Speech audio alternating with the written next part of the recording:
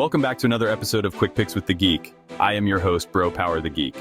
All right, this is one of those weird crossroads fights.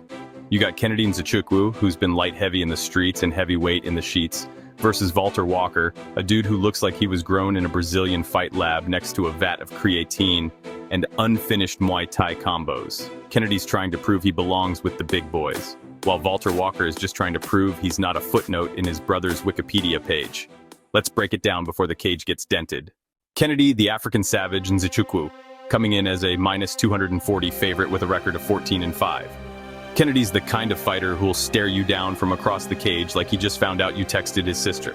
He's got power, he's got range, and he fights like he just discovered that front kicks are legal and delightful.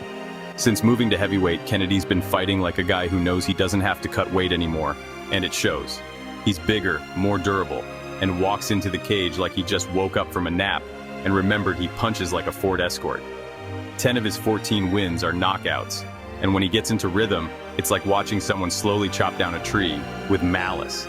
But, and it's a big but, like heavyweights shouldn't throw spinning back kicks kind of but, his durability isn't exactly legendary. His chin is kind of like dial-up internet. It works most of the time, until it really doesn't. And in this division, you don't get a lot of second chances when you mess up a defensive read. He's also had a pretty soft landing at heavyweight so far. Let's be honest, the last guys he fought, let's just be nice and say they weren't UFC material. This time, he's facing an actual grappling threat with a motor and a neck-snatching habit. If Kennedy doesn't control the range early and starts getting dragged into clinches or takedowns, things could turn into a slow, suffocating nightmare. Valter, the clean monster Walker, coming in as a plus 185 dog with a record of 13-1. Now this guy is interesting. First off, that nickname sounds like a brand of eco-friendly dish soap. But don't be fooled. Valter is not here to clean gently. He's here to drag your leg into a different time zone and twist it until it looks like a Twizzler. Valter's a jiu-jitsu specialist with a growing striking game and the kind of physique that makes you think he lifts not for aesthetics, but because he's preparing to carry his opponent's souls to the underworld. He's submitted back-to-back UFC opponents with heel hooks, which is basically MMA's version of a jump scare. You think you're fine, and suddenly you're tapping while trying not to scream like a Disney villain falling off a cliff. At 6'6" and 245 pounds, Valter is built like a haunted apartment building, huge and full of dark grappling energy. His takedown game is strong, and he's surprisingly smooth with his transitions, but the cardio, oh boy.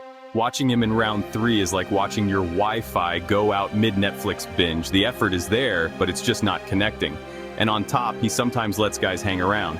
He's got all this size and jiu-jitsu skill, but sometimes he holds position like he's saving energy for the post-fight buffet. If he gets on top of Kennedy and doesn't do damage or threaten a sub, that's a dangerous gamble, especially if Kennedy starts landing up kicks from underneath like he's swatting flies with bricks. So who wins?